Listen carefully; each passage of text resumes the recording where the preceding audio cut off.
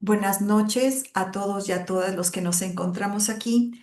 Y el día de hoy vamos a tener una tercera charla que ya Marta nos había acompañado meses anteriores con el ciclo de La vida me cambió, estoy en duelo. Pero esta vez yo les quiero recordar que ya hemos pasado dos charlas anteriores con el mismo título, nada más que teníamos en la primera cómo expresar el dolor por la pérdida de un ser querido. La segunda fue cómo se acepta el duelo. Y esta tercera charla se llama cómo encontrarle nuevamente sentido a mi vida. Ya conocemos a la persona que nos va a dar este momento, que es Marta María Amada Mateus. La conocemos pues, ya en varias charlas que hemos tenido de ella. Lo único que quiero es recordarles un poquito que ella es de Colombia, ¿sí? Y ella también es licenciada en lenguas modernas. Ha sido docente por más de 30 años y tiene una vocación fundamental de maestra por y para siempre. Así se autodefine. Es madre de dos hijas y dos hijos y abuela de dos nietos. Y tiene una vivencia de duelos bastante grande en acompañar y en experiencia personal. Ella todo el estudio que ha dedicado para ello porque le llegó de sorpresa este momento difícil y como consecuencia se fue metiendo en todos estos caminos del duelo y le hizo una persona ahora donosa, podríamos decir, de toda su experiencia. Pues no le quiero quitar el tiempo a Marta, ¿sí? Y las dejo con ustedes para que podamos estar viendo lo que ella nos da. Bueno, Marta, te dejo para que compartas ya lo que tú nos vas a decir. Gracias, Rey. Muy buenas noches para todos. Ante todo, excusar un poquito, tengo la voz un poco regular, pero ya hoy tengo voz, que eso es una gracia. Entonces voy a estar tomando agua en el transcurso de la charla y de pronto, si la tos me coge, pues una mentica o algo. Entonces quiero disculparme por esos momentos que voy a tener que de pronto hacer un pare. Realmente, como decía Rey, este es un ciclo de 4 charlas. La primera charla tenía que ver con expresar todo lo que yo siento en el duelo. Cuando a uno le dicen o cuando uno cae en la cuenta de que está en duelo, realmente la explosión de emociones es tremenda. Hay confusión, hay caos, hay una serie de situaciones que uno no sabe si es normal lo que está viviendo o no. Entonces, en el nivel sentir, trabajamos esa parte, cómo expresar mis emociones, cómo permitirme sentirlas y gestionarlas. Y lo importante que es ir permitiendo también que la gente me acompañe, que yo tenga cuidado no solamente de mis emociones, sino también de mi cuerpo, también de mi estado mental en general. En la segunda charla trabajamos en nivel comprender. En este nivel comprender ya dejamos un poco de lado toda esta parte de sentimientos, no porque no sigan, siguen, pero aquí ya le metemos un poco más de cabeza a la situación y tratamos de ver de dónde viene toda esa confusión que sentimos y todas estas manifestaciones que en el primer nivel estuvimos viendo. Entonces, en el nivel comprender, tratamos ya de ir acercándonos un poco más al aceptar el duelo, a entender que es un sufrimiento y por qué no debemos confundir sufrimiento con dolor y a tratar de ir adaptándonos a la nueva vida que nos toca, porque es una vida totalmente distinta sin ese ser con quien compartimos mucho tiempo. Pero pasa que había una tarea muy importante en ese comprender que se llamaba resignificar y que hoy la vamos a retomar, porque cuando yo cambio a la trascendencia, tengo que hacer una resignificación. Eh, Cuando yo hablo de trascender el duelo, quiero decirles que cuando yo me encaminé por esta misión maravillosa de acompañar en duelo y encontré este nivel, me motivó tanto porque dije, aquí yo nunca había llegado y yo nunca había oído que un duelo se podía trascender. A duras penas llegaba yo a adaptarme. Claro, los duelos que yo había tenido habían sido fuertes. Mi papá, mi mamá, un hermano, una prima que era como mi hermana, y pues muchas personas allegadas, pero yo llegaba al nivel de aceptar y adaptarme a la nueva vida, pero nunca imaginé la importancia que tiene el trascender el duelo. Y de eso es lo que les quiero hablar y cómo resignificar me ayuda tanto para dar este paso, porque el trascender es un resignificado total a mi vida. Entonces voy a compartir pantalla.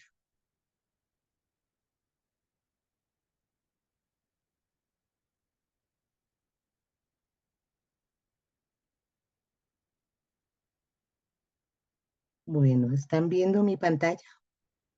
Sí, perfecto. Entonces, les estaba diciendo que este trascender el duelo tiene mucho que ver con la resignificación. Mire, a veces uno dice, bueno, pero ¿cómo resignifico? Es que cuando yo ya he pasado por un tiempito de duelo, que puedo ya llegar acá y me doy cuenta de que, por ejemplo, hay, por decir algo, espacios que yo no he podido cambiar porque me duele, porque todavía siento que ser querido, yo sí les pediría que por favor apagaran los micrófonos, eh, que mi ser querido no viene, no viene ya, ¿yo qué hago con esto? Resignifiquemos el espacio. Entonces, por ejemplo, la habitación de él, ahora esta habitación se va a convertir en el cuarto de música, por ejemplo, y eso es un resignificado que yo le doy a la habitación. Un vaso, por ejemplo, tengo un vaso y no quiero regalarlo porque era el vaso en el que mi ser querido tomaba el café. Entonces lo resignifico con un nuevo uso que le voy a dar. Y incluso le digo, mira, en este vaso de ahora en adelante, el café de las mañanas que tú sabes que para mí es tan importante, me lo voy a tomar dando gracias por ti, dando gracias por lo que me enseñaste. Todos esos son pequeños detalles que nos permiten resignificar. Ahora, trascender el duelo ya tiene una visión más amplia, ¿no? En las anteriores tareas veíamos aceptar, adaptarnos, reubicar, resignificar, pero para trascender el duelo necesitamos 5 tareas clave: creer, crecer, servir, participar y agradecer. Creer y crecer son las que vamos a tomar hoy como referencia para el trabajo que vamos a hacer. Y la semana entrante, servir, participar y agradecer. Creer, creer, muchas veces se trata de restablecer incluso esa relación con Dios, porque a veces en el duelo se nos quiebra la relación, porque tenemos una imagen de un Dios que me tiene que hacer caso y me falló, al que le pongo cualidades humanas y le digo es que es indolente, ¿cómo me dejó a mí con este dolor? Es que es cruel. Entonces, es un momento ya en el que yo ya he pasado por una parte del duelo y ya puedo comenzar a relacionarme con Dios de otra manera, a recuperar esa relación. Pero también se trata de creer en mí mismo, porque muchas veces al morir mi ser querido, siento que ya no puedo seguir. La vida me cuesta. Creer en mí, yo no puedo hacer nada sin él o sin ella. ¿Cómo voy a hacer algo sin él o sin ella? Entonces, de eso también se trata. Y crecer, crecer tanto espiritualmente como desarrollarme profesionalmente, como identificar en qué tengo que crecer. Pero para esto requiero yo un conocimiento de cuáles son mis habilidades, mis potencialidades para poder crecer. Luego vemos servir, participar y agradecer, pero todas a la hora de la verdad están unidas por algo muy importante que es el sentido de vida. Perdemos el sentido de vida y muy posiblemente porque lo teníamos donde no debía estar o porque no sabemos qué es esto de sentido de vida o porque lo confundimos con muchas otras cosas. Vamos a comenzar porque es ser trascendente. Ser trascendente, mire, todos los seres humanos somos trascendentes porque tenemos una dimensión relacional. Nos relacionamos unos con otros, nos relacionamos con la naturaleza, con los animalitos, nos relacionamos con Dios y desde nosotros podemos donar a los demás. Nos podemos donar. ¿De qué manera? Ayudando, colaborando, diciendo, generalmente esta donación la hacemos muy palpable en la casa, con la familia. Voy a hacer un almuerzo especial para mis seres queridos. Entonces me dono a hacer ese almuerzo. Pero aquí se trata de no una donación como tan particular, sino de procurar una donación al cosmos en general, a los demás en general, pero yo tengo que conocer mis cualidades, mis habilidades, mis talentos, y esto requiere muchas veces de formación. Miren, a veces se muere nuestro ser querido y nos damos cuenta de que una tarea en la casa no se podía hacer o que solo lo hacía mi ser querido, por decir algo, la jardinería. Y entonces retomamos nosotros esa tarea o si no se nos mueren las matas y nos vamos dando cuenta de que las maticas como que reviven y decimos, mire, sí puedo como trabajar con las matas. Entonces, a veces requiero también de formación, de que alguien me diga cómo manejo las orquídeas, cómo manejo estas matas que son de sombra, cómo hago con estas otras, etcétera. Entonces, requiere para lo más sencillo, requiere también de formación para que mis habilidades, mis cualidades, mis potencialidades sean de verdad, tengan fruto, ¿no? Trascender también tiene que ver con el crecimiento espiritual, lógicamente. Nosotros tenemos que partir, y lo decía en la charla anterior, de que somos seres habitados y tenemos un mundo interior tan desconocido porque es tan amplio, tan lleno de posibilidades, lo desconocemos totalmente. Lo desconocemos porque lo físico nos llama, porque tenemos como mucho afán y mucha urgencia con lo físico y a esto hay que dedicarle tiempo. Pero al ir descubriendo esas posibilidades, nos acercamos a lo divino y a lo supremo, porque si somos seres habitados por Dios, tenemos esas cualidades de Dios, sino que las desconocemos. Trascender entonces es salir de mí, es donarme. ¿Y cómo hago si el ego me tiene atrapada? Ahora vamos a ver qué es esto del ego y cómo que me tiene atrapada y que por eso no puedo salir de mí. Vamos ahorita a mirar. Trascender entonces implica movimiento porque si yo tengo que salir del ego, tengo que moverme, tengo que hacer algo.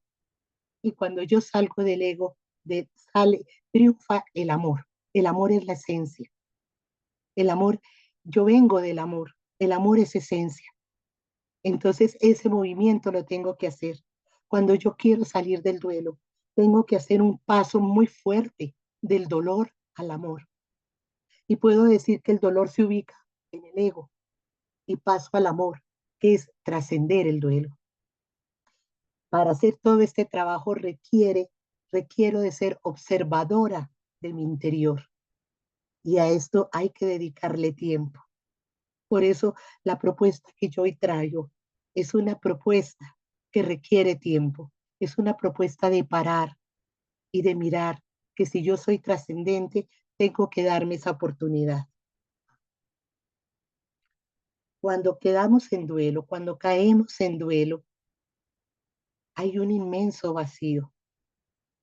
Aquí hay una estatua que a mí me gusta ponerla, una estatua, no, una escultura, que a mí me gusta hacer referencia, se me olvidó poner el nombre del artista, pero es un escultor suizo. La escultura está en Ginebra, para quienes hayan viajado a Ginebra, en un parque de Ginebra. A mí me impactó, cuando yo estaba en duelo, me impactó porque me sentía así. Y lloré, como ustedes no se imaginan, porque yo me sentía así de vacía. Y entonces entendí que ese vacío lo llenaba con esa tristeza profunda, pero también en el duelo lo llenamos con miedos, iras, creencias limitantes, creencias como de esto no se sale nunca, esto es ya para toda la vida. El duelo es definitivo. El sufrimiento, tengo que vivir con sufrimiento porque así honro la memoria de mis seres queridos. Entonces, una serie de creencias, de dependencias. No me puedo separar incluso a veces hasta de las cenizas de mis seres queridos. No me puedo separar de su almohada, de su saco, de muchas cosas, dependencias y apegos también a la persona, culpas.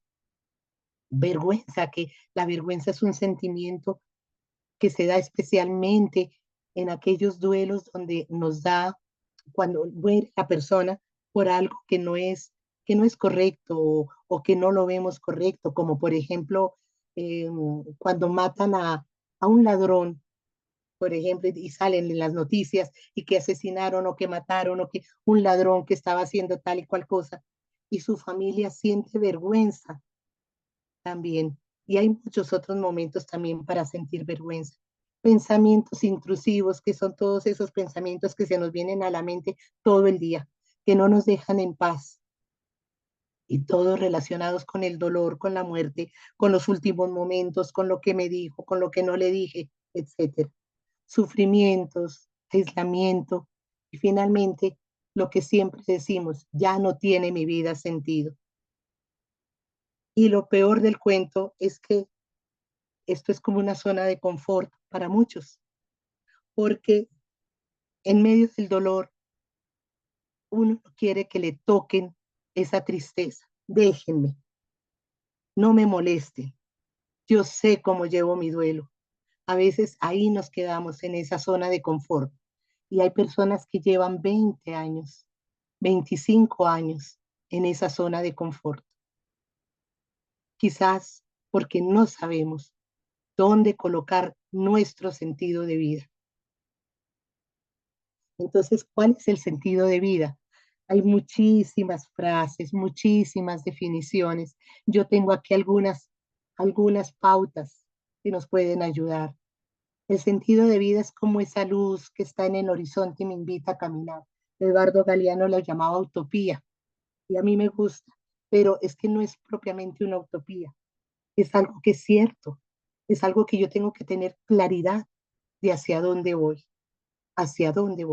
pero esa luz sí está en el horizonte, esa luz está diciéndome, por aquí es, te estoy iluminando el camino, está proyectado desde mi esencia. ¿Qué quiere decir?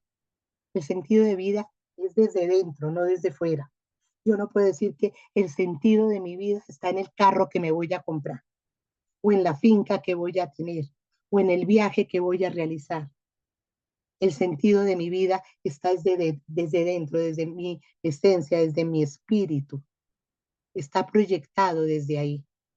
Y no son los proyectos de vida, porque muchas veces uno pregunta, ¿cuál es tu sentido de vida? No, mira, yo quiero graduarme de ingeniero, entrar a trabajar en tal empresa, tener tal sueldo, tener una vida cómoda, casarme, tener una familia grande, de pronto de 4 hijos o 3 hijos, viajar por el mundo.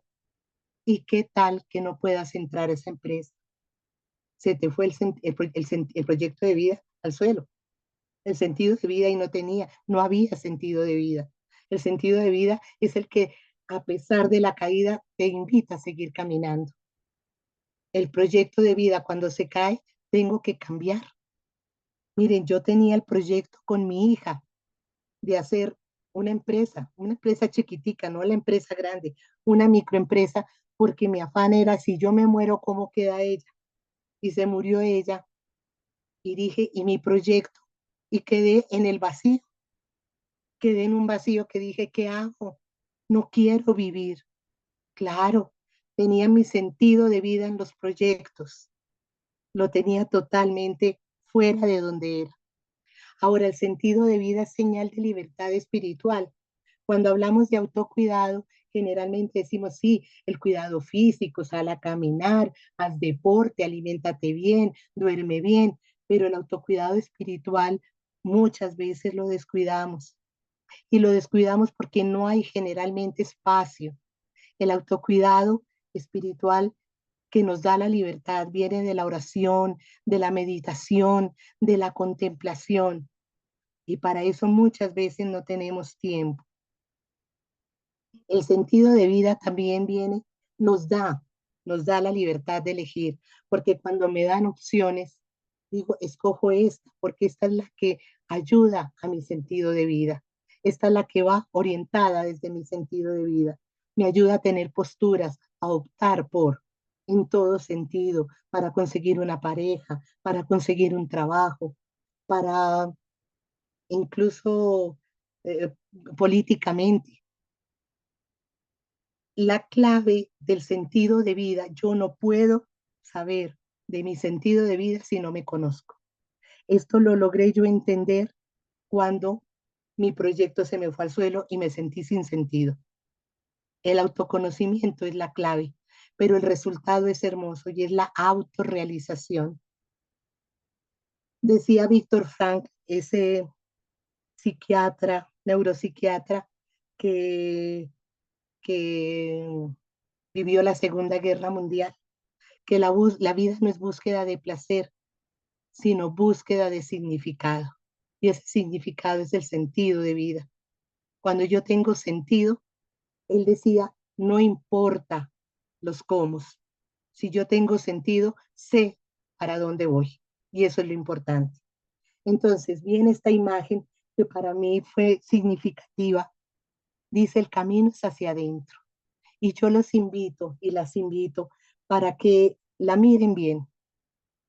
A mí me dijo mucho. Hay un mundo supremamente amplio por fuera y de pronto yo tengo al comienzo unas ramas secas, hay unas ramas secas y yo decía, esas ramas secas es como que no sé por dónde irme, pero luego veo que los árboles tienen flores, tienen hojas, no sé, esas aves, cómo se posarán sobre esas ramas secas, yo creo que se posan más sobre las otras donde pueden hacer sus nidos. Y el sentido de vida está al fondo, es esa luz que me invita a caminar, es esa luz que me da la seguridad de que por este camino debo ir. Yo les pido que la observen bien para un trabajo que vamos a hacer ahorita muy bonito y que es el siguiente. Espero pues que si tienen a la mano, no les dije al comienzo, una hojita. Es que no importa si es una hoja grande, pequeña y un lápiz o un esfero, lo que tengan a la mano. Mientras la consiguen o mientras la listan, en esta hojita nos vamos a ubicar. La hojita la vamos a poner en sentido horizontal. Quiero saber si cuentan con la hoja. Por favor, en el chat me dicen si cuentan con la hoja. Es una hoja de reciclaje, pero que por el otro lado esté limpia, ¿no? No necesitan algo especial. Yo no sé, no veo el chat.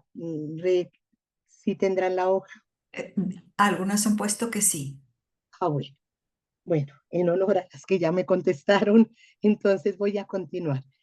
Eh, en esta hoja, en la parte horizontal, voy a dejar, a la izquierda voy a tener a mi pasado, a la derecha voy a tener a mi futuro, a la parte de arriba lo espiritual y en la parte de abajo lo terrenal. Yo muchas cosas que tengo de mi vida las vivo desde el pasado y seguramente se seguirán en el futuro. Entonces, de lo que se trata, y no van a trazar ahorita nada, de lo que se trata es que a la pregunta que yo les haga, ustedes van a responder con bueno, se responden a sí mismos. Si dicen, por ejemplo, la primera pregunta que no la van a responder todavía, les digo yo, ¿cuál es el sentimiento, la emoción que más prevalece en ustedes? Y de pronto alguna me dice la ira. Es muy posible que esa haya desde el pasado, porque la tiene desde el pasado, y van a trazar una raya, pero no una raya recta, una raya como medio ondulada, como quieran ustedes hasta el futuro, como los lleve la mano, como los lleve la mano. Y si ustedes ven que no, que va de lo terrenal a lo espiritual, desde lo que ustedes, desde el ego prácticamente, desde lo que son ustedes en general, y tienen que llevarlo a algo ya, una dimensión diferente, trácenla desde abajo hasta arriba.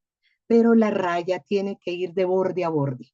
¿Por qué? Porque continúa, viene desde más atrás y continúa más allá. ¿Vale? Entonces, ante esto espero, no sé si me entendieron, es una raya, una línea que tienen que marcar. Algunos De esa puesto que no. bueno, yo les hago una pregunta. Ustedes a esa pregunta se responden. y la respuesta de ustedes la van a volver una línea.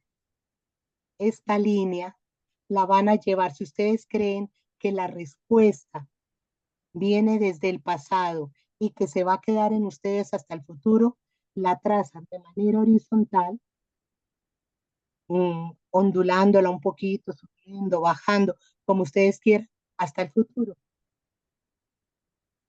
Si ustedes creen que es desde lo terrenal hacia lo espiritual, que tienen que llevar hacia lo espiritual, la van a marcar de abajo hacia arriba, haciéndole también ondulaciones. Son 5 preguntas que les voy a hacer, 5 líneas que tendrán que trazar, que tienen que ver un poco con el autoconocimiento, ¿vale? Sí, ¿Ya quedó claro? están poniendo que sí. Bueno, listo. Entonces, primera pregunta,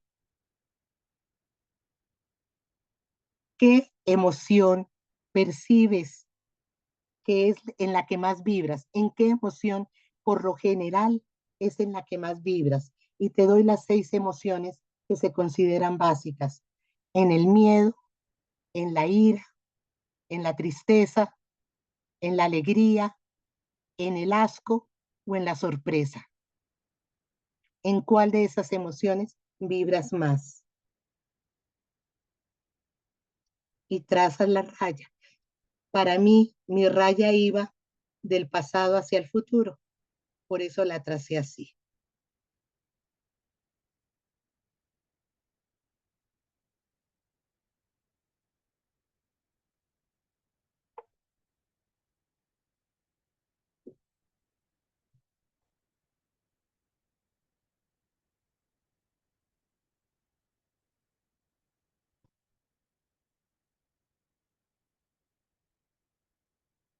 Segunda pregunta, para ti, ¿qué es el mundo? ¿Cómo ves el mundo? ¿Como un lugar injusto? ¿Como que te da miedo? ¿Como un sitio para divertirse y gozar? ¿O que el mundo invade la gente, el resto de la gente invade tu soledad? ¿O un lugar inseguro? ¿O un lugar de oportunidades? Según lo que respondas, míralo a ver de dónde lo llevas, si de pasado a futuro o de lo terrenal a lo espiritual.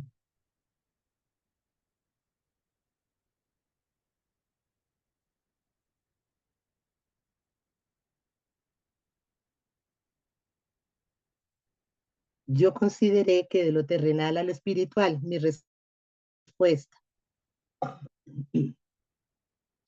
Tercera pregunta, ¿cómo te comunicas con los demás? ¿Cómo es tu estilo de comunicación? ¿Divertido, tímido, exagerado? ¿Cuestionas todo? ¿Sintetizas mucho las ideas? ¿Te lamentas demasiado? ¿Siempre estás aconsejando o halagando a las personas? ¿O más bien enseñas y corriges? ¿O eres tranquilo? ¿O tú eres de mandar?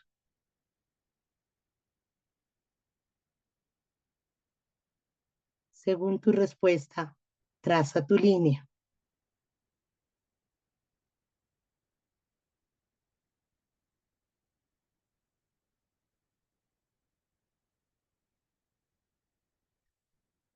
También la tracé yo de lo terrenal a lo espiritual.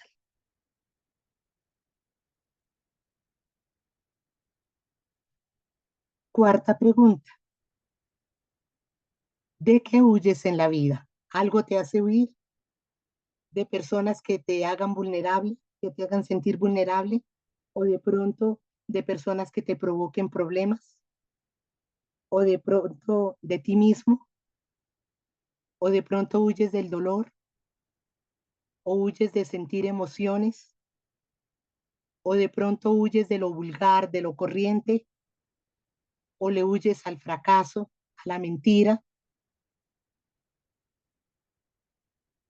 ¿O de que las personas te puedan hacer quedar mal? Según tu pregunta, traza tu línea, tu respuesta.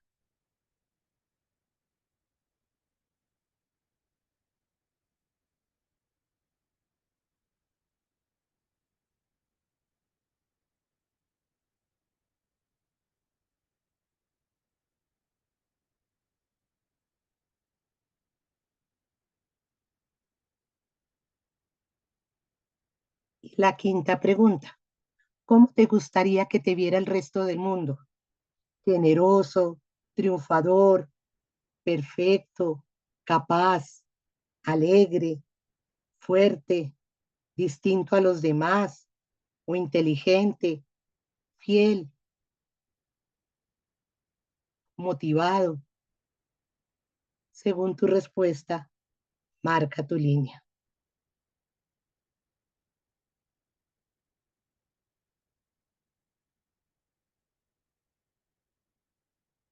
Estas líneas, así como tú las ves acá, se llaman, este se llama arte neurográfico por si quieren buscar, indagar más en YouTube. Estas líneas se llaman líneas neurográficas.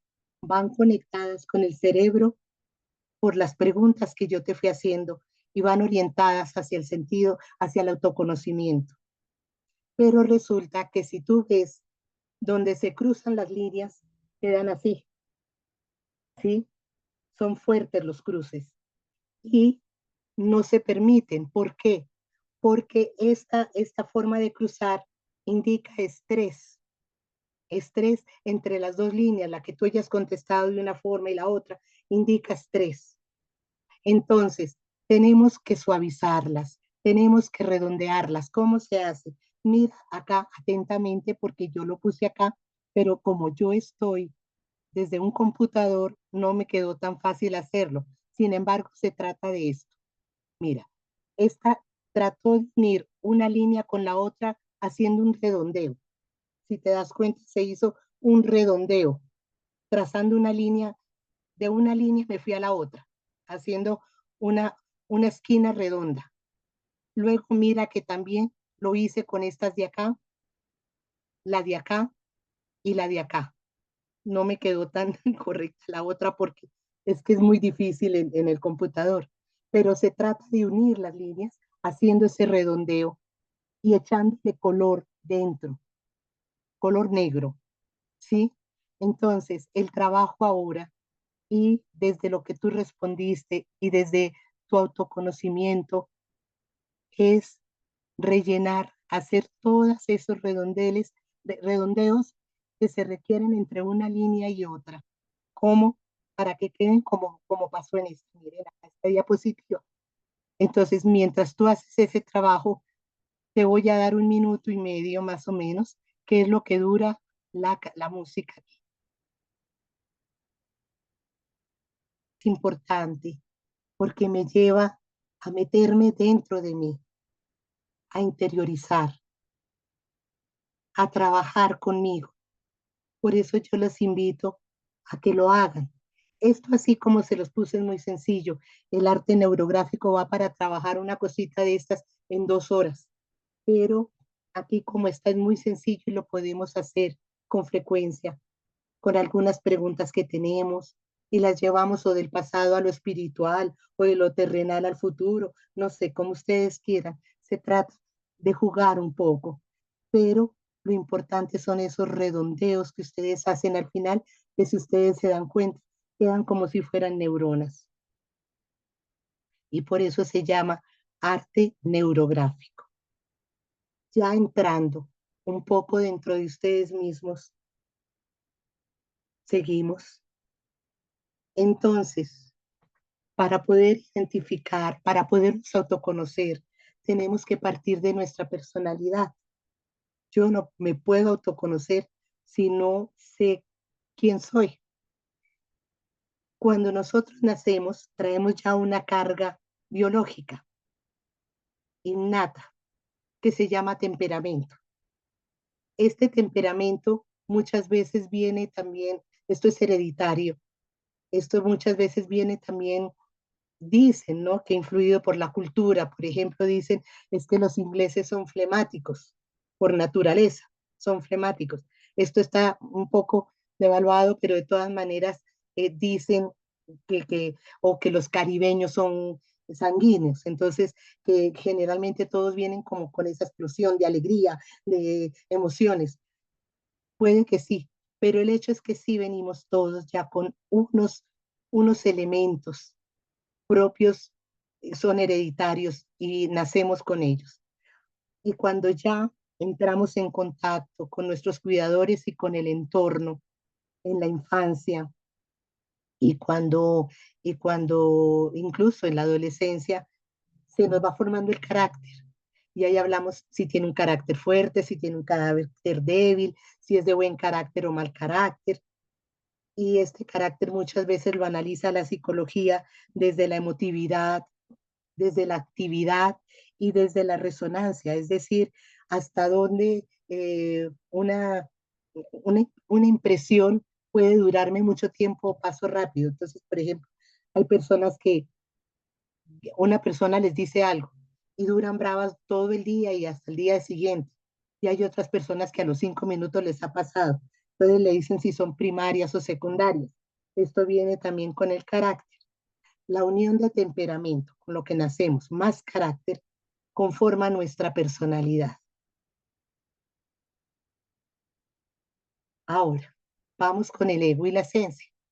Somos todos por naturaleza esencia. Aunque vengamos con esa carga hereditaria, con ese temperamento, de naturaleza somos esencia. Esto quizás lo vamos a entender más dentro de 8 días en la siguiente charla. Sin embargo, aquí ya les voy a dar unas pautas que van a ser, van a dar luz. Las diferentes circunstancias en las que nos vamos viendo hacen que se conforme la personalidad.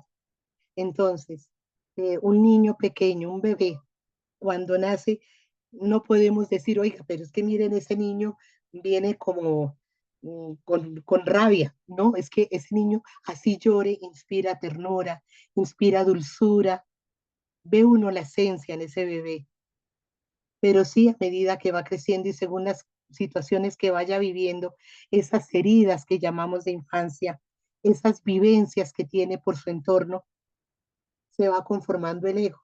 El ego es importante porque el ego me da mi identidad.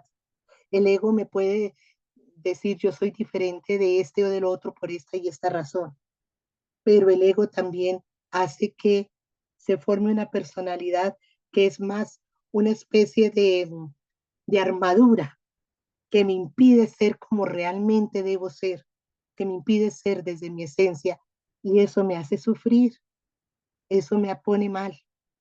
Entonces de eso es de lo que vamos a hablar. Cada personalidad además tiene como una voz que es la del super yo, ¿no? Una voz por dentro que le está diciendo, oye, tienes que lograr esto, eso es lo que tú tienes que lograr, tienes que satisfacer tus necesidades de esta manera. Y entonces le hace crear deseos, un deseo como por ejemplo, no, yo tengo que llegar allá, yo tengo que mostrarme así, yo tengo que ser así, pero a la vez también miedo, porque no lo puedo lograr, no puedo conseguir que esto sea como me lo está pidiendo el super yo. Entonces, hay miedos y deseos. Y el ego se nutre de creencias también, muchísimas creencias. Ese es el gran problema también. Se nutre de creencias que le transmiten unos, pero que también se crea él desde sus vivencias. Entonces, mi propuesta, el enneagrama para el autoconocimiento.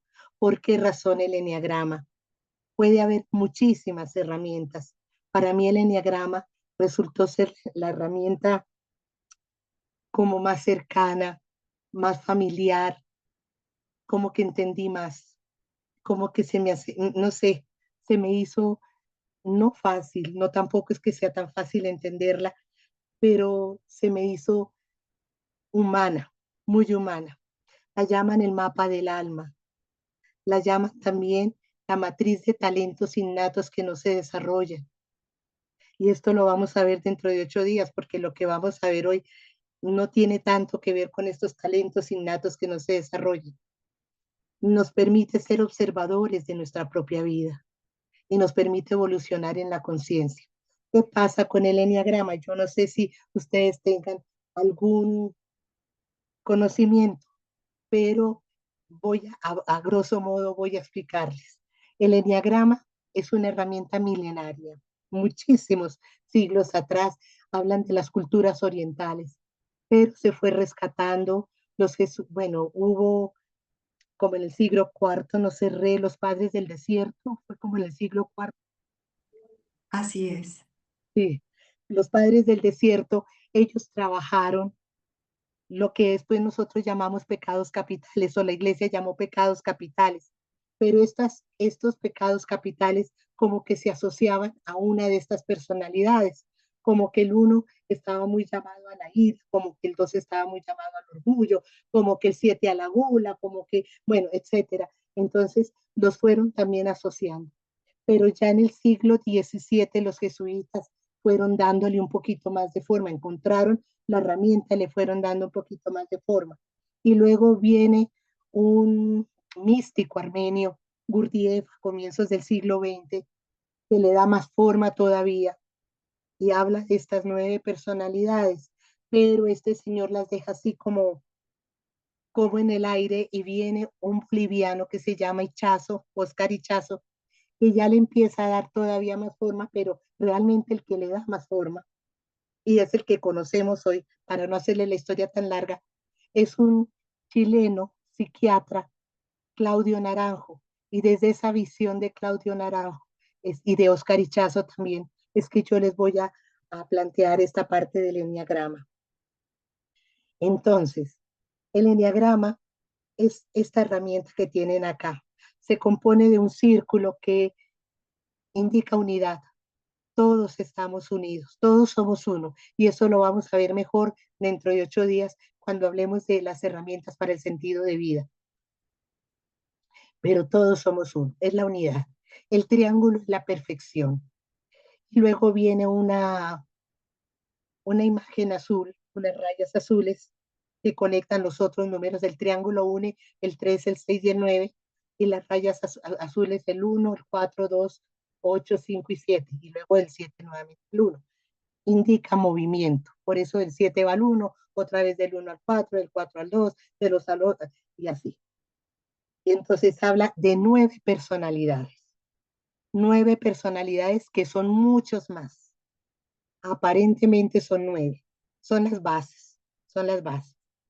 Y digo muchos más porque por ejemplo el 9 puede tener algo del 1 o puede tener algo del 8. Entonces ahí ya se pueden distanciar unas personas de otras. Pero además el mismo 9 puede tener 3 vertientes. O es muy autoconservador, que es esa persona que cuando llega a una, por decir algo, a una charla en un teatro, dice, Dios, aquí hay mucha gente, yo busco donde haya luz, donde haya una ventana como para respirar, donde me quede fácil para salir al baño, como que si me quiero sentar, pues cómo puedo salir. Entonces está muy pendiente de sus propias necesidades, de lo suyo. El sexual está muy pendiente de buscar una persona con quien conectar en ese recinto, no con tanta gente, sino de pronto hay esta señora que me dijo al comienzo, siéntate, mira, ubícate allí. Ay, de pronto con ella voy a decirle, oye, me puedo sentar al lado tuyo, me das confianza, no conozco a nadie, porque es una persona muy dada a las relaciones así más cercanas, más íntimas. Y también puede haber otro 9 que sea más social y llegue al teatro o al sitio donde se vaya a dictar la charla, donde estará el grupo que propone, el grupo que se mueve, el grupo que va a salir allá a exponer y lo busca. Entonces, por eso les digo, cada número tiene esas 3 vertientes y cada número también tiene esas alas. Pero además, si ustedes ven, el 9 conecta con el 3 y también conecta con el 6. Entonces puede tener también algunas variaciones ahí, etcétera. O sea que yo hablo de 9 personalidades, pero a la hora de la verdad hay un universo de personalidades aquí. Sin embargo, mi personalidad, sí, mi número, mi eneatipo va a ser el más fuerte. Es decir, si yo me identifico con el 1, con el 7, con el 2, ese va a ser de pronto el más fuerte, el que va a llevar la parada, podríamos decir. Es una herramienta de crecimiento personal. Yo entiendo que de pronto muchos acá no conocen su eneatipo. Y la verdad que para conocerlo, lo mejor es indagar, lo mejor es meterse en cada una de esas descripciones, identificar en esto me parezco, en esto no, esto es lo mío, esto no es lo mío. Sin embargo, para poder medio ubicar y con el respeto de todos, poder medio ubicar, yo traje un test pequeñito para que lo desarrollen. y ustedes a ver si se pueden encontrar ahí. Este test consta de 2 diapositivas, cada una tiene 3 párrafos. El hecho es que ustedes tienen que leer los 3 párrafos e identificar el párrafo con el que más, con el que más crean que se acercan a sus personalidades respectivas, y la letra la escriben en un papelito. Por ejemplo, si el primer párrafo es con el que más se identifica, escriban la A. Luego viene la otra diapositiva que viene con los párrafos X, Y y Z. Entonces les doy un espacio para que lean atentamente cada una de estos párrafos y digan con qué letra se identifican más.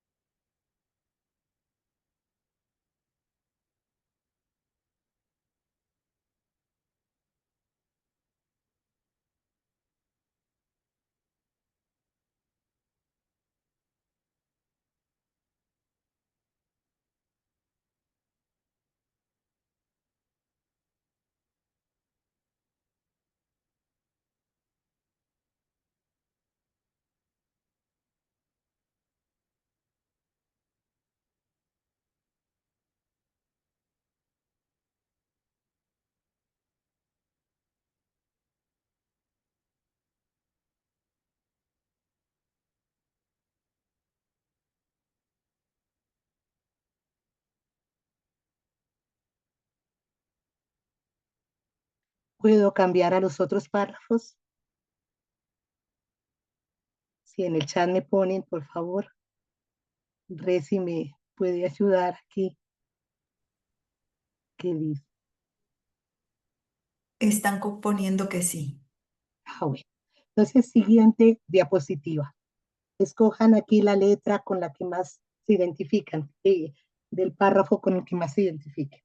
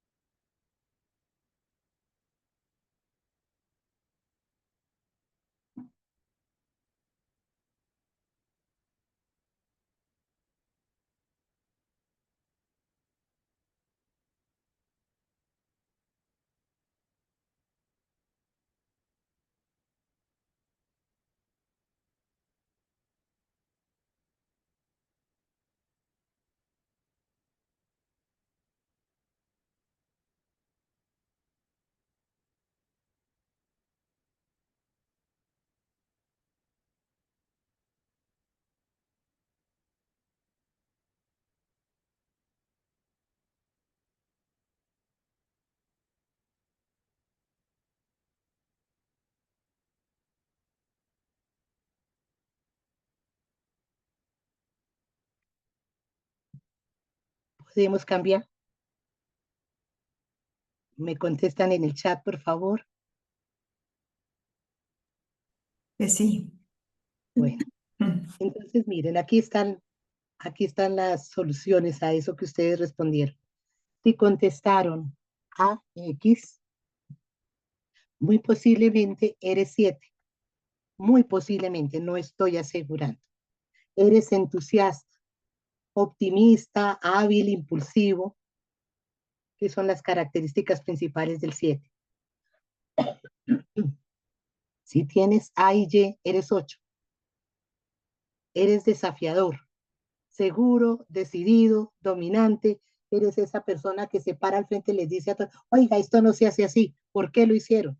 ¿Mm? Esas personas que se enfrentan.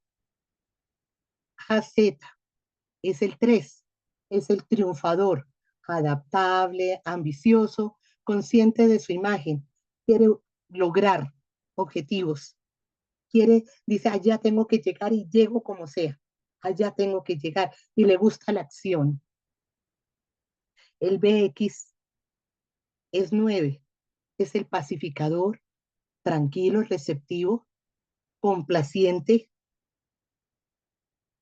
busca la paz en todos los ambientes donde esté, que no haya guerra, que no haya problema. Belle, el 4 es el individualista, es intuitivo, es creativo, ensimismado, muy dentro de él, se siente diferente a todos los demás y así quiere que también lo vean distinto a todos. A veces el 4 incluso tiende a vestirse distinto a todos. BZ, el 5, es el investigador, perceptivo, innovador, objetivo, callado, observador. Llega a una reunión y prefiere callarse y observar a ver qué dicen los demás. Si escogiste CX, eres el 2, el ayudador, humanitario, generoso, posesivo. Quieres atender a todo el mundo, que te ofrezco, quieres una agüita, te quieres recostar un rato, sientes calor, oye, ¿qué quieres? ¿Yo cómo puedo ayudarte? ¿Mm? Si eres ella, eres el leal, encantador, responsable, pero estás muy a la defensiva porque tienes muchos miedos. A veces preguntas a una, a otra persona, oye, ¿qué crees tú? ¿Esto lo podremos hacer así? Y esta persona le da su razón, la otra le da, y la otra y no queda satisfecho porque le da miedo tomar las decisiones y que no salgan como él quiere, pero es la persona más leal. Y CX es el uno, el reformador, el perfeccionista, todo tiene que salir bien. Es racional, de sólidos principios y autodominio. Espero, si ustedes ya se habían hecho anteriormente el enneagrama, los eneatipos los habían buscado, a lo mejor pueden decir, oiga, sí, me resultó, no me resultó. Pero para mí esto es más o menos fiable, ¿no? A mí me resultó. Pero de todas maneras, como les digo, esto es mejor a veces leer y leer y leer, a ver qué tengo yo de uno, del otro y del otro. Pero para lo que vamos a hablar es necesario tener una medio ubicación. Entonces, miren, cuando yo les hablaba del 8, del 9 y del 1, ¿se acuerdan de esa diapositiva de los colores? Aquí me voy yo un momentico otra vez. 8, 9 y 1 están de un color. 2, 3 y 4 de otro color, 5, 6 y 7 de otro color. Es que resulta que se parte de unas triadas, tres números, ¿no? Porque tienen unas similitudes y especialmente en esta primera, según la forma de reaccionar ante las situaciones. Y esta triada es la triada de la acción, la del 8, la del 9 y la del 1, la de los números amarillitos. Si tú quedaste en el 8, en el 9 y en el 1, ponle atención a lo que te voy a decir. Se resisten a la realidad, siempre están peleando porque la realidad para uno es, por ejemplo, no se acepta así, o está todo perfecto o no se acepta. Nunca está de acuerdo con lo que le muestran, quiere más perfección. El otro se resiste a la realidad porque le parece que ahí que tiene que defenderse de esa realidad. Y el otro, muy seguramente es muy pacífico como el 9, pero no quiere meterse en las situaciones para evitar meterse en problemas. Entonces se resiste a esa realidad. Reaccionan instintivamente, muy a la defensiva. Tienen problemas de agresividad y represión. De hecho, actúan desde la ira. El 8 actúa desde una ira que la suelta y le dice la verdad que sea. Y resulta que el otro queda mal y el 8 sale tranquilo. Y después le dicen, mira, ofendiste a él. Ay, pero yo qué le dije, solamente le dije esto y lo otro. Este queda tranquilo, pero el otro está más querido. Ese es el 8. El 8 expresa la ira. El 9 la va de no, no, no. Evito más bien esta situación. Yo me meto allá en mi sillón y para evitar problemas, pero evade la ira y dice, yo ira no tengo. Yo nunca sufro de ira. Pero resulta que llega un momento crucial en su vida donde reacciona con ira y la gente dice, ve, y este no era el pacífico, este no era el tranquilo, en cualquier momento suelta la ira. Y el uno reprime la ira, porque como es tan perfeccionista no puede mostrarla, ¿sí? Eso está mal, es moralista, se controla mucho. Entonces reprime la ira, pero cuando uno lo ve está rojo, rojo, rojo de la rabia que tiene, ¿sí? Porque la reprime. Los tres números desean autonomía. Para estos tipos, la pérdida y la muerte sacuden su sentido de valor personal. Y si ese valor personal que tanto defiende, desde el perfeccionismo, no me, desde son vulnerables, los 8 no quieren que los toquen. Desde ahí, si es dañado, se llenan de ira y de rabia. El camino de crecimiento va a pasar por el perdón y la responsabilidad. Ese llenar los pulmones, tragar saliva y volver a tomar las riendas. Entonces, miren, aquí está el 8. El 8. Yo les decía, cada personalidad se conforma en la edad pequeña, muy bebés, y a veces en la gestación. Entonces va a haber una herida de nacimiento. Esta herida de nacimiento del 8 es la sensación de vulnerabilidad e indefensión. Se siente indefenso. Muy seguramente estuvo en algún lugar violento o sintió, percibió algún ambiente de violencia, tuvo la percepción de haber sido humillado, de haber sido explotado, castigado injustamente y se crea una coraza. El mundo es un peligro para él. Entonces se crea una coraza y defiende a su familia como si fuera también lo mismo, ¿no? Celoso, desconfiado y es hiperresponsable también, porque él tiene que responder por todos. Vive en la prisión del control y de la desconfianza. Esa es su gran prisión. Tiene miedo a ser dañado o controlado por otros. Él quiere llevar el mando. Él es el que manda. A él no se le dan órdenes. Tiene deseo de protegerse, pero ese deseo de protegerse degenera en una lucha constante de protección. Tengo que seguir, no puedo permitir que entre esta persona a la casa, no puedo, desconfío de este señor que viene a pedirme prestada esta plata, desconfío de este muchacho que está pretendiendo a mi hija, etcétera. Miren las creencias limitantes. No está bien ser vulnerable ni confiar en alguien. No puede confiar en la gente. Vale si eres fuerte y estás al mando de la situación. Y lógicamente, miren, estas creencias tienen que hacerlo sufrir. En el duelo, el 8 se enfada de la pérdida y el dolor. Se pone de mal genio, no le gusta vivir ese momento porque además siente que él no pudo defender. Se muestra intimidante, controlador y rebelde. A veces es grosero, uno va y le dice, oye, ¿puedo colaborarte? No, no me colabores, yo sé cómo tengo que hacer las cosas, etcétera. Miren, yo estoy exagerando, porque de pronto alguno de ustedes me dice que es 8, dice, yo no soy así. No, yo estoy exagerando porque es bueno hacer la caricatura, pero, pero ahí podemos ver que la gente muchas veces responde desde su personalidad. A mí me gusta mucho del enneagrama que empiezo a entender a las personas y ya no las juzgo porque sé que están respondiendo desde heridas.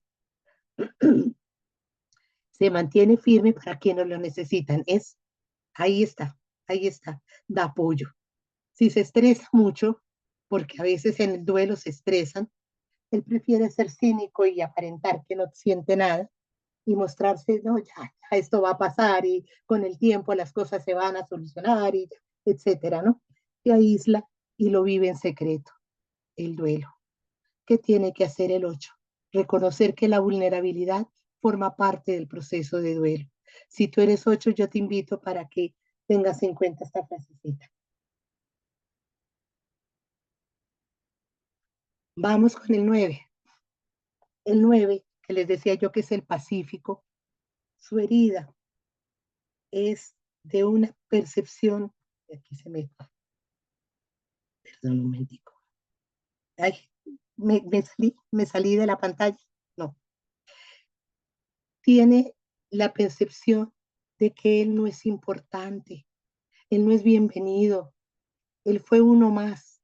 Generalmente esto pasa en familias grandes donde hay muchos niños y entonces este pasó como, sí, es parte de todos, parte de la masa. Y entonces se siente, además, si hay unos que destacan y él no destaca, pues peor, entonces yo no valgo, yo no tengo nada que mostrar. O tal vez pudo haber crecido en un hogar donde había un niño enfermo y toda la atención iba hacia ese niño enfermo y a este se la quitaron. Nunca los papás lo hicieron de malos, ni mucho menos, de esto no se habla, sino que de pronto él sintió, percibió que no era querido, que no era importante. Entonces vive en una prisión, la herida fuerte de su complacencia, de complacer a todo el mundo, de que todo el mundo esté tranquilo, y sí, tranquilos, mire, no va a pasar nada, yo está tranquilo con todo el mundo, pero vive en una prisión de inercia, por eso los maestros, los que yo hablaba de los del desierto, hablaban de la pereza, y Claudio Naranjo dice que ellos sufren de pereza, pero no de pereza de acción, sino más bien como de motivación, de amor a sí mismo, prisión de la inercia y evitación del conflicto, miedo a perder la conexión, a sentirse fragmentado, a deseo de estar en paz, tranquilo, que no haya problema, porque si hay problema para él eso es muy difícil, él no lo puede manejar y degenera en terca negligencia. Ay, que se haga lo que sea, sí, que si quieren salir, que salgan, si quieren entrar, que entren. Él, ahí está. Como creencias limitantes, no está bien hacerse valer. Él cree que no necesita, no está bien si él dice, oiga, mire, yo también tengo derecho a hablar. No, vales y estás bien mientras los que te rodeen valgan y estén bien. Hay muchos 9, uno no cree, y hay muchos 9 y hay que trabajar fuertemente porque el 9 vive muy ajeno a sí mismo. En el duelo, no es capaz de pensar en su dolor, sino en que desea que los demás estén bien. ¿Cómo estás? ¿Te sientes bien? ¿Cómo te sientes? Ayudémosle, estemos pendientes de él, pobrecito. Vive como pensando en los demás. No siente ira por lo ocurrido, sino porque a él no lo tienen en cuenta para tomar decisiones. Como nunca se ha hecho valer, muchas veces pasan por encima de él y él no toma decisiones y eso le da mal genio, pero no lo dice, tampoco lo expresa. Busca espacio para que los demás se expresen. Él, sí, a ver, un momentico, que hable fulanito, que estaba desde hace rato con la mano levantada, que hable fulanito, que no lo han dejado hablar, pero él no habla, se muestra indeciso, no, lo que ustedes digan, lo que ustedes quieran, pasivo, agresivo, sí, pero cállense. Entonces como que dice, pero ¿por qué me callas de esa manera? Resistente. En estrés, cuando él está en estrés hace muchas preguntas y eso molesta a la gente y le cuesta confiar en los demás. Fíjense que esto es algo que vamos a ver en el 6 después, le cuesta. Generalmente en estrés nos vamos a otro número, ¿no? ¿Qué tiene que hacer el 9? Recordar amarse a sí mismos como a los demás e inspirar a otros a acercarse como ellos lo hacen naturalmente. Vamos con el 1. El 1 tiene una sensación de que es insuficiente y de que es imperfecto. Una percepción de que siempre la realidad no es correcta, le falta mucho para ser perfecto. Y entonces es autocrítico, es que esto no me salió bien y todo el mundo le dice, no, pero si lo tiene, no, esto ha debido quedar de otra manera, esto ha debido ser así, esto ha debido ser así, nunca está contento con lo que hace porque busca más perfección, se autoexige su gran herida también, autoexigencia, hiperresponsabilidad, trabajar, controlar, estar pendiente de todo.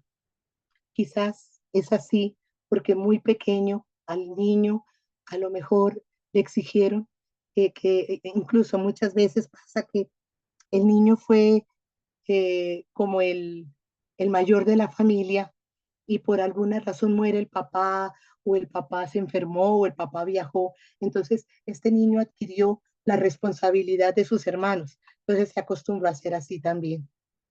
Todo tiene que quedar perfecto, llega mi mamá, todo tiene que estar andando, a ver usted por qué no ha funcionado, es ese. Tiene miedo a ser malo, corrupto, perverso o imperfecto. El deseo de integridad es moralista, muy moralista, cumplir con la ley como es, y degenera en un perfeccionismo crítico, porque se está criticando a toda hora, nada queda perfecto. Creencias limitantes de este eneatipo: no está bien cometer errores, y vales o estás bien si haces lo correcto. ¿Cómo es en el duelo el uno? Busca información, a ver qué fue lo que pasó, cómo vamos a trabajar esto, cómo vamos a llevar a cabo, a ver, esta parte de la sucesión, estructura el protocolo para a ver, usted va a hacer esto, usted se encarga del otro, usted da órdenes, manda, y la manera correcta de pasar por cada una de estas. Entonces, si tú vas a la notaría, no te olvides que tal papel tiene que quedar así, con la firma del señor a tal parte. Él está estructurando todo. Es duro y exigente con sus seres queridos, esperando que todos actúen correctamente. A veces no permite, no expresa su tristeza, y expresa más ira que tristeza, porque no está de acuerdo, le da rabia que las cosas hayan pasado como pasaron y no sean perfectas, sobre todo cuando ha sido una muerte de repente, una muerte violenta. Eso lo llena de mucha ira, más que de tristeza. Puede seguir cumpliendo sus responsabilidades porque de hecho es muy responsable. Entonces, miren, yo voy a trabajar, ahora vuelvo y me encargo de esto otro. Yo sigo en esto, pero y está muy pendiente de sus responsabilidades y deja de lado su proceso de duelo. No se permite sentir sus emociones. En estrés se puede volver irritable y emocionalmente inestable. Uno le va a hablar y de pronto contesta de mal genio, con ira. De pronto está tranquilo y luego otra vez mal. Permitirse el perdón y la ausencia de juicios para poder aceptar es el consejo para el uno. Terminamos la triada primera. La triada está orientada que desde las entrañas, que es visceral, que responde de una manera fuerte, con ira. Y nos vamos a la triada del corazón. Son los numeritos que estaban en la parte derecha. 2, 3 y 4 son los sentimentales. Estos están interesados en su imagen. Les importa cómo los ven. Quieren demostrar siempre algo. Creen que las historias que se cuentan de ellos y sus supuestas cualidades son su verdadera identidad. La gente me ve así es porque así soy. Eso es lo que creen, ¿no? Bajo las defensas de su ego llevan muchísima vergüenza. Acuérdense, 8, 9 y 1 era la ira. Estos son la vergüenza.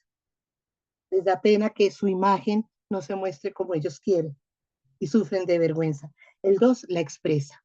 El 2 expresa la vergüenza y qué pena con ustedes. Busca el amor de los demás prodigando atenciones. El 2. El 2 es el que eh, atiende. Quieres un agua, quieres esto, quieres cómo te sientes, no te quieres recostar un rato, mira, quieres una pasta para el dolor de cabeza. Está pendiente de las necesidades de todos menos de las de él. Pero pasa que si de pronto él necesita que le pongan atención y no se la ponen, ahí dice, mire, y todo lo que yo hice por aquel y por el otro. Y miren la forma de responder, porque busca el amor de los demás y si no se lo dan, ahí es donde viene el quiebre. El 4, esa vergüenza la vive hacia adentro. La pena y se queda ensimismado. Acuérdense que en el 4 hay una característica que es el ensimismamiento. Qué pena, yo no quiero salir, yo no quiero mostrarme. La vive hacia adentro. Reafirma su valía sintiéndose único y especial.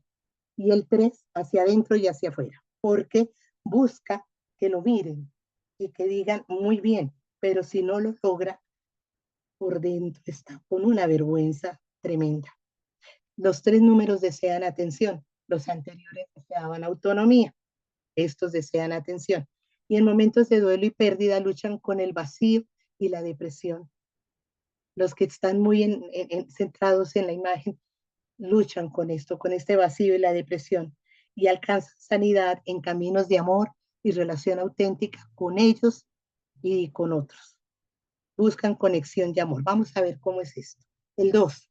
La herida del 2, el mundo entero vive de mi ayuda. Cree eso y eso es tremendo para él. Muy posiblemente cuando estaba pequeñito sintió rechazo de la madre, no porque ella lo haya rechazado, sino la mamá tuvo que irse a trabajar y lo dejó en manos de otro cuidador. Y como la corteza prefrontal no está lista para reflexionar, por ahí hasta los 14 o algo así, o 10 años, el niño no reflexiona es que mamá se tiene que ir a trabajar, sino mamá me abandonó. Entonces, siente eso y cree que cuando él hace muy bonito algo que a la mamá llega, mami, te doy las chanclas, mami, ¿quieres una agüita? Mami, y la mamá, ay, tan lindo mi niño, qué belleza, mi amor. Entonces él cree que es cuando da que lo quieren, que él tiene que dar para que lo quieran. Entonces por eso manipula para obtener amor. Heridas, complacencia y abandono, miedo a ser indigno de amor, que no me quieran. Entonces, por eso tiene que hacer muchas cosas para que lo quieran. Vive en la prisión de la dependencia emocional, deseo de ser amado, y esto degenera en la necesidad de ser necesitado. No que me amen, que me necesite. Que la gente diga, no, pero es que yo lo necesito, es para que venga acá y me ayude. Creencias limitantes. No está bien tener necesidades y vale si eres amigo de los demás, llamado por ellos. No, es decir, él siente que sus necesidades no valen. En un duelo, no pide lo que necesita por miedo al rechazo y a ser egoísta. Entonces yo no digo, oiga, me siento triste, me siento, no. Yo tengo es que estar para ayudar a otros. Apoya, ropa a las otras personas. Te puedes sentir avergonzado por sus sentimientos de debilidad. Él no quiere que lo vean débil, sino fuerte para apoyar. Puede sentirse víctima o mártir y manipular para recibir la atención deseada. Entonces, si no la recibe, ahí es cuando viene el problema. Y yo que tanto ayudé, pero si no para que otros vengan y entonces ahí es donde viene la necesidad de ser necesitado. Perdón, no, es amigo de los demás y amado por ellos. Entonces, sí, soy amigo de los demás y entonces yo estoy muy triste y ellos me aman y ellos vienen acá, ellos me consuelan. Dicen, dicen, estos dos son esas personas que les cuesta mucho trabajo desprenderse, que incluso cuando se han separado de una pareja, siguen en contacto con la pareja. ¿Por qué? Porque necesitan que la pareja, la expareja, todavía los quiera, todavía los necesita. Eso lo han comprobado algunos, ¿no? Yo no puedo dar fe de esto, pero dice puede crear relaciones de dependencia, por eso, por lo que les decía yo, donde los demás se sienten en deuda con él o con ella. En estrés, cuando está muy mal, ¿ya? Se puede mostrar peleón, controlador y exigente, como el 8. El 8 es peleón, controlador y exigente. ¿Qué tiene que el consejo para todos? Recordar que el autocuidado es igualmente importante y buscar el apoyo de otros. Me voy con el 3 ahora. La herida es la sensación de no ser valioso y lo lleva a buscar éxito y reconocimiento.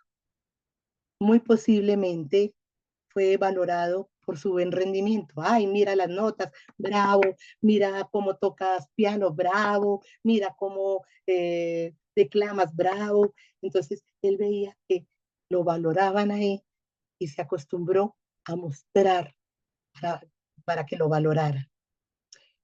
Pero de resto se siente invisible, siente que no lo ven. Por eso su imagen tiene que ser muy fuerte y siente la vergüenza cuando no es valorado o cuando las cosas no resultan como él quiere. Prisión de la imagen y del éxito. Si no tiene éxito, si pierde un año escolar, por ejemplo, la vergüenza es tremenda, se siente invisible. En un 3 esto es muy difícil. Miedo a ser despreciable o carecer de valor inherente. Deseo de ser valioso degenera en afán de éxito. Entonces, las creencias limitantes, no está bien tener sentimientos de identidad, ¿no? Yo no puedo ser yo mismo, sino que tengo que proyectar una imagen diferente para que el otro vea es mi imagen la que vale. Vales o estás bien si haces algo valioso. En el duelo, quiere expresar sus emociones, pero no sentirse desbordado por ellas. Entonces, si llora y se seca las lágrimas, pero no quiere sentir esa tristeza realmente es muy fuerte. Es capaz de pensar en la salida, en los objetivos y ponerse en acción, Entonces, es como, a ver, terminemos esto pronto. Es un momento incómodo para el 3. Puede resultar un momento incómodo porque sus sentimientos no los quiere mostrar. Tiene que mostrar una imagen distinta de ser fuerte, de alcanzar objetivos, de trabajo, de acción. Aunque está en contacto con sus emociones, actúa de forma práctica y tiende a tomar el liderazgo. En estrés, cuando está en estrés, se puede mostrar tranquilo, ojo con el 9, se va al 9, retraído o como si no le importaran las cosas. Muy 9. Prioriza eficiencia sobre autenticidad. Hacer eficiente más que ser auténtico, su imagen. Se le recomienda reconocer sus necesidades emocionales, desacelerando el ritmo y buscando apoyo de seres queridos. Y el 4, que es el último de esta triada de los sentimientos, tiene la sensación de ser menos. Llama la atención para diferenciarse. Es el que se va, es el que se quita, es el que de pronto está callado allá, pero ¿qué te pasa? No, él está ahí en donde tiene que estar porque así se diferencia. Percepción de ruptura, de desconexión con la madre. Él siente que hubo una desconexión cuando pequeño. Como les digo, no es que haya sido la mamá pues la culpable, no, él sintió, pero sí también se ha visto que hay niños que esta ruptura la han sentido cuando la mamá muere en el parto o cuando el niño es dado en adopción. Entonces el eneatipo 4 se puede presentar mucho en estos tipos de personas porque han sentido esa desconexión con la mamá. No generalmente, no estoy hablando de todos, pero puede ser. Hay un vacío emocional, se siente invisible también y su prisión es de carencia e intensidad emocional. Sus emociones las vive al 100%. Este sí que las vive total. Miedo a carecer de identidad y de no ser importante. Y deseo de ser el mismo. Y esto degenera en autocomplacencia. Me complazco en esto, en lo otro. Entonces puede entender incluso a la drogadicción, porque quiere ser el diferente de la casa, porque quiere ser el que de pronto resultó tocando guitarra eléctrica, porque sí, todos los demás no. Porque quiere ser diferente, o batería, porque quiero ser distinto. Creencias limitantes, no está bien ser demasiado práctico y demasiado feliz. Para él la melancolía es un rasgo muy fuerte y le gusta ser melancólico, sentirse triste. Ahora, hablo de un 4 que le gusta sentirse así, no todos los 4, pero por lo general hay esa melancolía dentro. Vales si eres fiel a ti mismo. Él es muy fiel a sí mismo. Busca espacio para sentir y expresar emociones, es muy artista, el 4 es muy artista. El alma del artista generalmente está muy conectada con este eneatipo. Comparación con el dolor de otros. ¿Esto te pasó? Ay, a mí fue más duro. Uy, no, para mí esto fue peor. Esto fue mucho más fuerte lo que yo viví. Se puede quedar atrapada en ciclos de nostalgia y tristeza.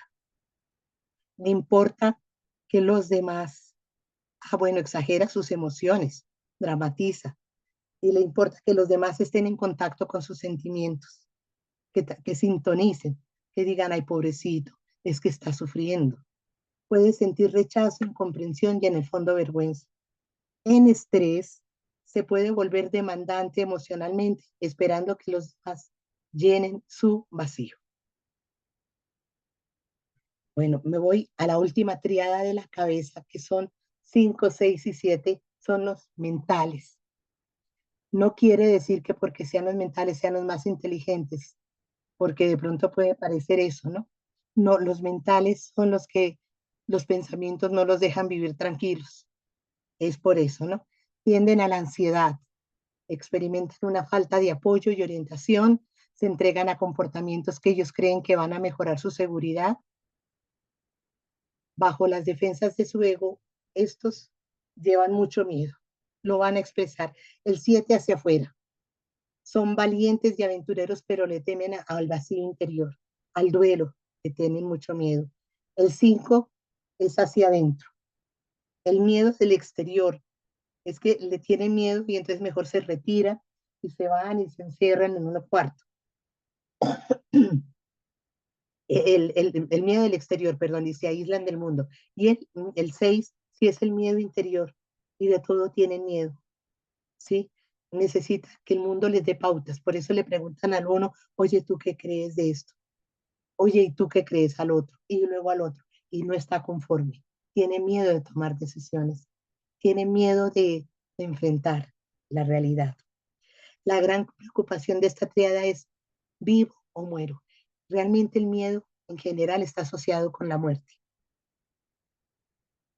Tiene que ver con la seguridad del ser humano, que cuando, bueno, esta triada que vive en medio del miedo y de la ansiedad, cultiva una vida, se pide que ellos cultiven una vida íntegra y auténtica para salir de esas garras de la desesperanza. Entonces, vamos a ver cómo lo vive el 5.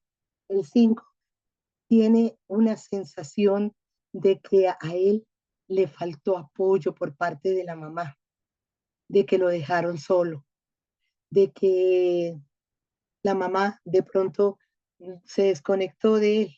Esa es la sensación de que él tiene y de que él tiene que entonces refugiarse en otras cosas, como en los libros, en otras actividades, y se invalidan emocionalmente. Ellos sí creen que no tienen sentimientos, los tienen, claro que sí, pero los invalidan.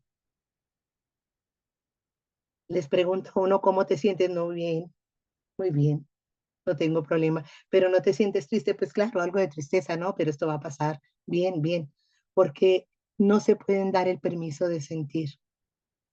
Prisión del aislamiento y acumulación de conocimiento. Generalmente el 5 busca en los libros respuestas, conocimiento del mundo, a ver cómo se mueve esto, cómo se maneja el mundo. Eso es lo que le gusta a él, y aprender, y aprender. Y se lee este libro, y termina este, y se lee el otro, y termina este, y se lee el otro. Él quiere mostrarse que aprende, que es el sabio, el que conoce. Miedo a ser inútil, incapaz o incompetente, deseo de ser competente y degeneran especialización inútil. Entonces, se puede especializar, por ejemplo, me voy a leer este libro que habla sobre Buda, y luego, hay este otro también, y me especializo en Buda, ¿y para qué?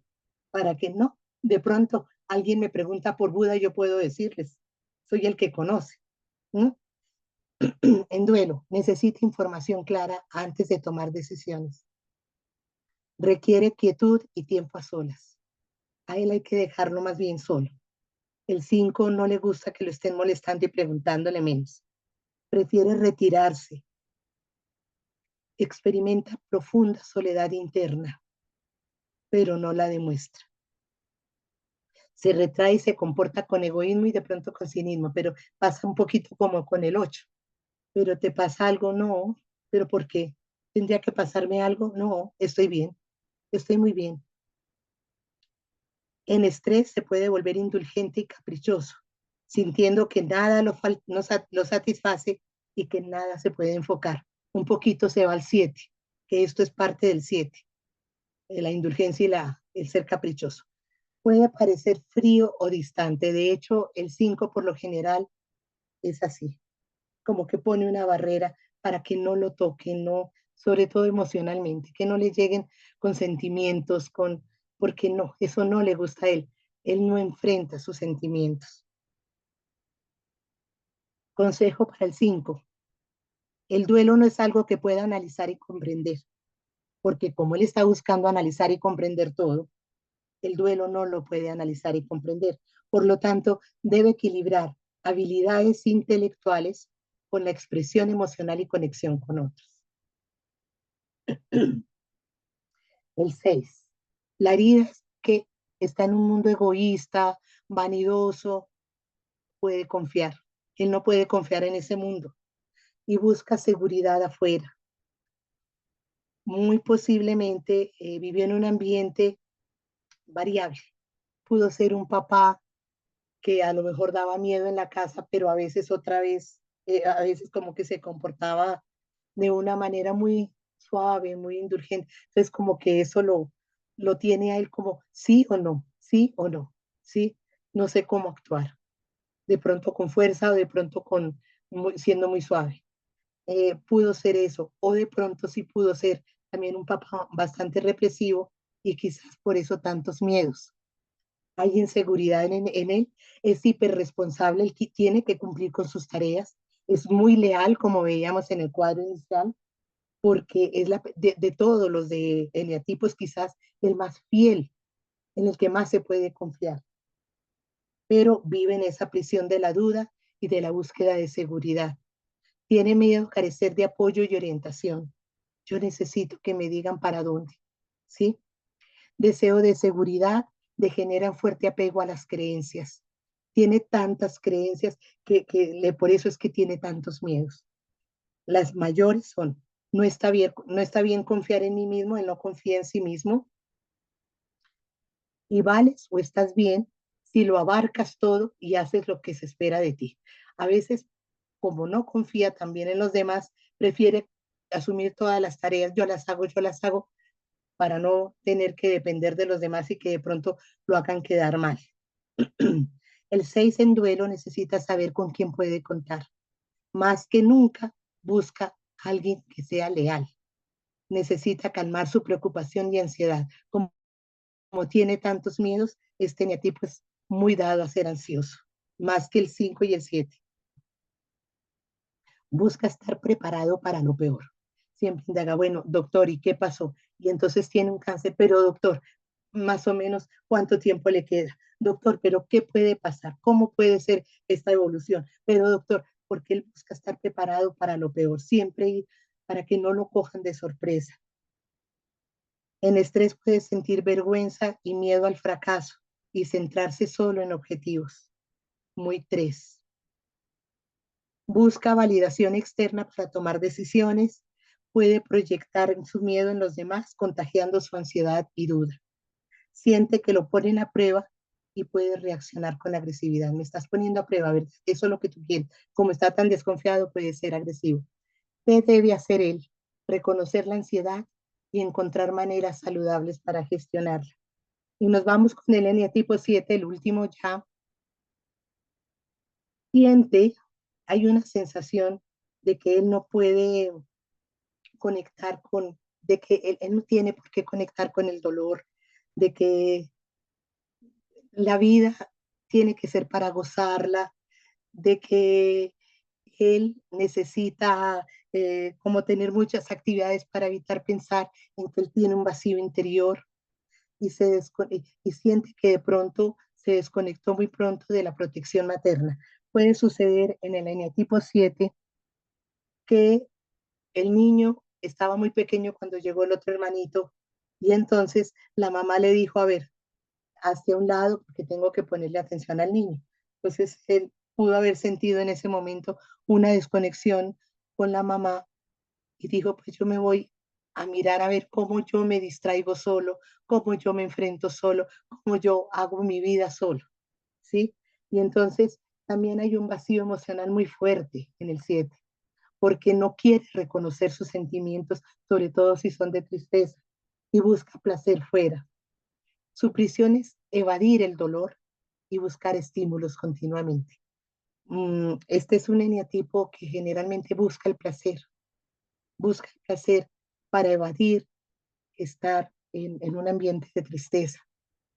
Eh, Miedo a ser desvalido, quedar atrapado en el dolor, quiere ser feliz.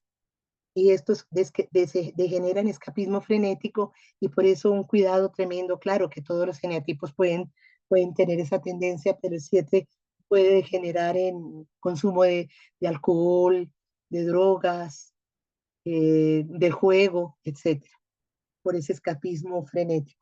Creencias limitantes. No está bien depender de alguien para nada.